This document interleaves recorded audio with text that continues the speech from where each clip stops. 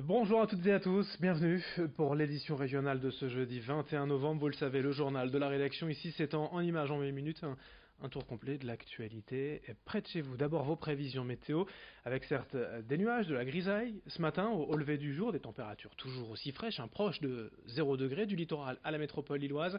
Mais cet après-midi, le redout est annoncé, 8 degrés pour les maximales à Boulogne ou à Lille, 7 degrés à Dunkerque et Calais, et surtout le retour du soleil. On espère bien vivre une après-midi plus agréable, plus ensoleillée, avec bien moins de nuages. On en reparlera bien sûr avec les prévisions météo après cette édition. À la une, tout d'abord, on va parler d'emploi avec une opportunité. Et tout au long de la journée, à Roubaix a lieu le FETEX, un salon d'emploi dédié au textile. Certes, l'industrie n'emploie plus autant qu'au début du XXe siècle dans la région, mais représente encore 400 entreprises et quelques 15 000 salariés. La 11e édition de ce forum emploi textile a lieu aujourd'hui à Lancette, à Roubaix. 8 écoles présentes, 21 entreprises. 150 offres d'emploi annoncées. Divers postes sont à pourvoir, ouvriers, ingénieurs ou stylistes en marketing, design ou commercial. Explication quant aux particularités de ce salon et de l'industrie textile au micro de Xavier Silly. La particularité cette année, c'est que nous avons pour moitié des entreprises de mode, de luxe, 2 entreprises de luxe qui sont présentes, et pour autre moitié des entreprises de textile technique. Et ça, on peut dire que c'est le renouveau des textiles finalement. Un certain nombre d'entreprises textiles sont devenues des entreprises de textile technique. Et donc le recrutement est fort dans cette entreprise, encore une fois sur tout type de qualification, mais elles sont présentes et elles ont des demandes bien spécifiques. Le forum de l'emploi FETEX tout au long de la journée jusqu'à 17h à Roubaix. Et évidemment, l'entrée est gratuite. Autre image dans l'actualité ce jeudi sur le littoral. Cette fois, un défilé de mode organisé hier à Calais par l'association Concept Insertion. Sur le podium, ce sont les couturières elles-mêmes qui ont présenté leurs tenues fabriquées à partir de matériaux de récupération. 8 femmes bénéficiaires du RSA et surtout reconnues en situation de handicap, qui montrent ainsi qu'elles sont tout à fait capables de travailler. À l'initiative de ce défilé, il y a donc l'association Concept Insertion qui va ouvrir début décembre un atelier de couture avec ces femmes reconnues travailleurs handicapés. Baptisé les fées clochettes, les couturières feront des vêtements, des sacs ou même des peluches, toujours à partir de matériaux de récupération. Explication au micro de Lolita Perron. L'atelier qui va démarrer au 1er décembre sont des femmes qui sont bénéficiaires du RSA, mais surtout qui ont une reconnaissance TH, travailleurs handicapés. Alors attention, c'est pas parce qu'elles ont cette reconnaissance qu'elles ne peuvent pas travailler, bien au contraire, elles veulent travailler, elles veulent faire des choses, et là c'est une chance pour elles de démarrer cet atelier pour faire de jolies choses. Autre image de 100 jeunes des lycées hôteliers et des centres de formation de la région ont réuni cette semaine à Lille à la Chambre des métiers et de l'artisanat des Hauts-de-France pour la 8e édition de la rencontre des chefs de demain. Un événement d'ordinaire organisé à Paris et délocalisé en région pour la première fois.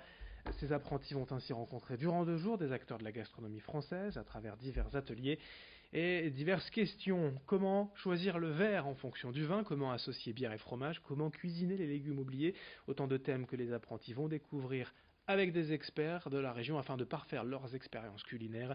Explication quant aux filières prisées aujourd'hui au micro d'Edil Gunaï.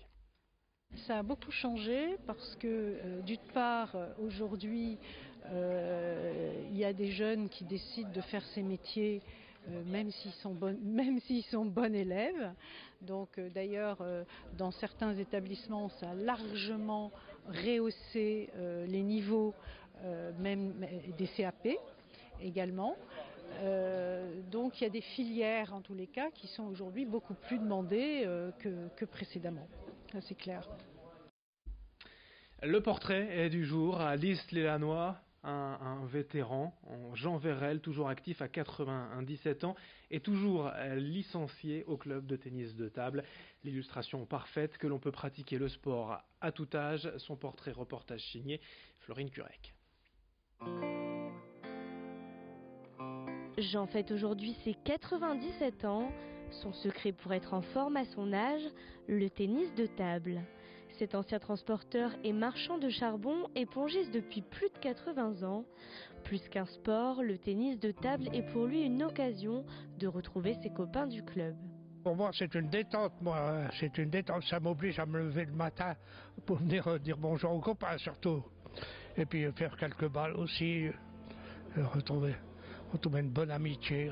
ça entretient beaucoup la souplesse et puis la rapidité aussi, les réflexes aussi. Ouais, ça m'a beaucoup aidé. Comme tout le monde, j'ai eu des bons et des mauvais moments dans la vie, bien sûr. Enfin, déjà beau que je suis arrivé à 97. Je souhaitais à tous d'arriver aussi en 97, de pouvoir pratiquer aussi notre sport, enfin, se retrouver surtout entre copains. Ouais, ça fait du bien.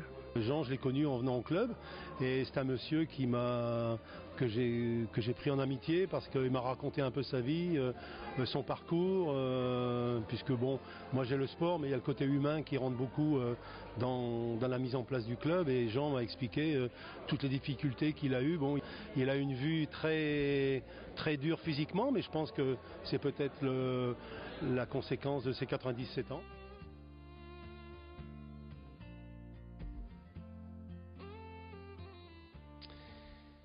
Un résultat à deux sports également en handball. La 10e journée de Ligue Lidl Star League hier et la victoire de l'USDK à domicile 24-19 face à Tremblay. Au classement Dunkerque est 7e du sport encore avec le tirage au sort du 8e tour de la Coupe de France hier, d'abord pour les clubs de la métropole lilloise. Croix devra attendre encore ce week-end. Le match reporté entre Sainte-Geneviève et l'Entente Saint-Noix-Saint-Gratien aura lieu ce samedi. Une belle affiche, un beau derby pour l'US Tourquenoise tout de même face à Valenciennes, club de Ligue 2. Pour les clubs du littoral, Dunkerque a hérité d'un tirage plutôt favorable avec le club de régional Reims-Sainte-Anne. Le stade portellois et Grande-Sainte iront à l'extérieur à Senlis et à Saint-Quentin. Lens se déplacera à Dieppe, sans oublier que le LOSC, club de Ligue 1, entrera dans la compétition, je vous le rappelle, au tour prochain en 32e de finale. 27 édition à suivre dans un instant, vos prévisions météo, d'autres infos en images jusqu'au prochain quart d'heure. On se retrouve pour une autre édition. Très bonne journée à toutes et à tous en notre compagnie bien évidemment.